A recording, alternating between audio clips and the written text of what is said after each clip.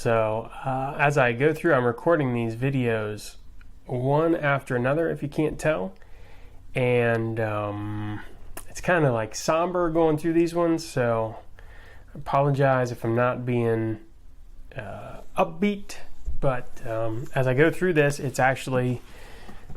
I know how the story ends. And it still hits me when I read it. So, at this point in chapter 27, Judas has hung himself. Jesus has gone before Pilate. The crowd chooses Barabbas. Barabbas was a notorious prisoner. I think that he had led a revolt, actually. So he was kind of like a gang leader, revolt guy against the government and the Jewish authority.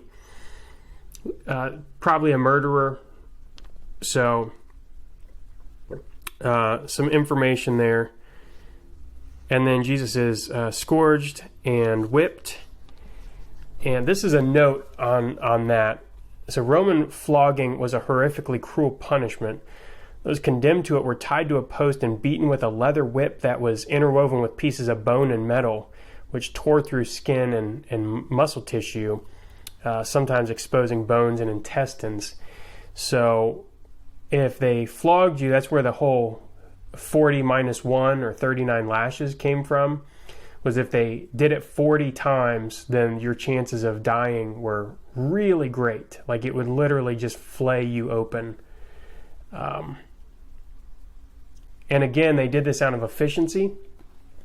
Sometimes they wouldn't flog people or scourge them before crucifixion, but in Jesus' case, there's kind of a rush order to it because they want to make sure that he dies as quickly as possible. I'm sure out of pressure from the people. There were people that did not want Jesus to be crucified. They saw him as a prophet. And so they're still terrified that there's going to be an uprising. So verse 27, then the soldiers of the governor took Jesus into the governor's headquarters. They gathered the whole battalion before him, and they stripped him and put a scarlet robe on him. And twisting together a crown of thorns, they put it on his head and put a reed in his right hand. And kneeling before him, they mocked him, saying, "Hail, King of the Jews!" They spit on him and took the reed and struck him on the head. And when they had mocked him, they stripped him of the robe and put his own clothes on and led him away to crucify him. So one of the things here is there's an inversion here of a lot of things. Everything is upside down right now in the crucifixion. They're charging Jesus with blasphemy. He is the Son of God. That's completely upside down. The people that misquote Jesus and accuse him of blasphemy and don't believe in him as Son of God are committing blasphemy while they're charging Jesus with blasphemy. That's completely upside down. But what is also being turned upside down is Genesis. Yeah, that's right. This goes all the way back to Genesis. And in fact, there are many examples through here. When Jesus curses the fig tree, in that video I talk about how in Genesis, it's talking about, he's talking about marriage, and then he's talking about fig leaves, and he's talking about, in Genesis, the first marriage was Adam and Eve. When they sinned, what did they put on? They put on fig leaves. Jesus is cursing the fig tree.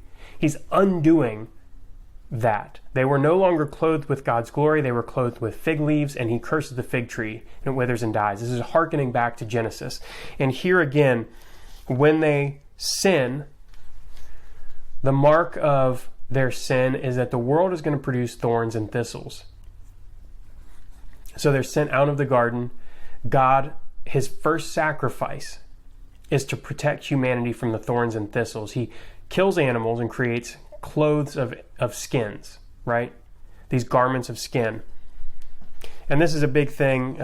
Thanks again to my Eastern Orthodox buddy, Jonathan Bajeau. He's not really my buddy, but I love his work.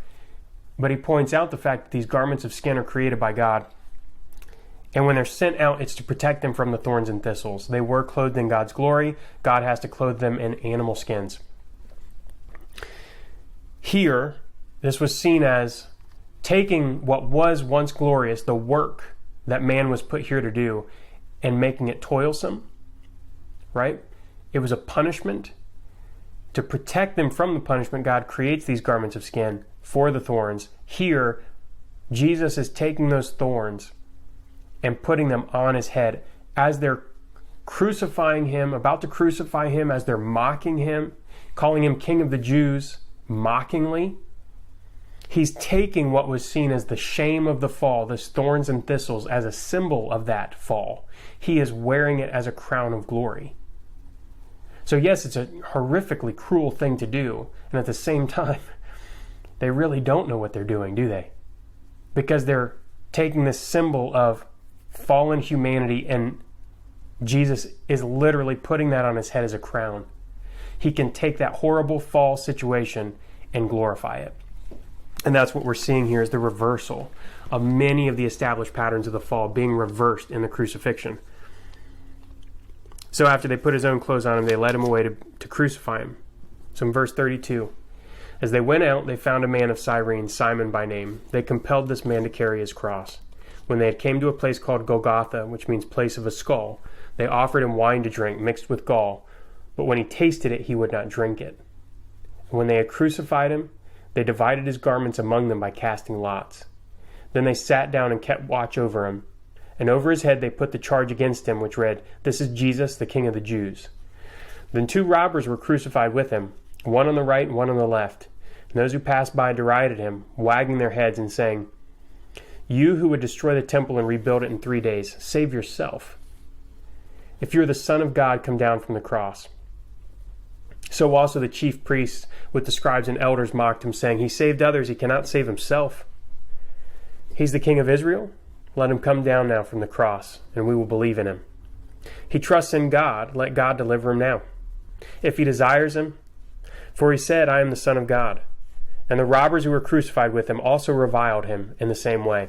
It's interesting because everybody there is mocking him, even the robbers. There are other gospel accounts where it shows an exchange between the 2 robbers.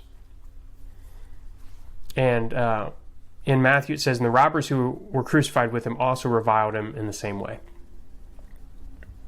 So that makes me wonder how that matches with the other gospels. But it also points out the fact that Matthew is very, very focused on showing just how forsaken, forlorn, alone, abandoned Jesus was on the cross. There are other inconsistencies in the Gospels like this. That inconsistency doesn't mean fallacy necessarily. There's no reason that the Gospels can't fit together. But like an artist and like somebody with a point to get across, Matthew is choosing which parts of the story to highlight. The different Gospels have different stories that they highlight. Matthew is highlighting to the Jewish community exactly how abandoned they left Jesus on the cross. Like how abandoned he actually was in his final moments. So yeah, then that is where we can leave off. It's verse 44. So Jesus is completely alone on the cross. Next up, we'll have the death of Jesus, burial, guard at the tomb, and then we'll have chapter 28 after that. Chapter 28 is very short. So yeah, so that's what we have for today. So I will catch you tomorrow for the next time you watch this video. They're meant to be self-paced videos, so I hope that you're going through them at your own pace and you're finding helpful things to dig into, and they're enriching your study of the Bible and pointing out some things that might be interesting to you. So anyways, like and subscribe to catch those, and put some comments down below of this section. Something that stood out to you would be great. I'd love to see what you guys are thinking about as you read through Matthew. But yeah, with that, I'll catch you in the next video. All right, peace.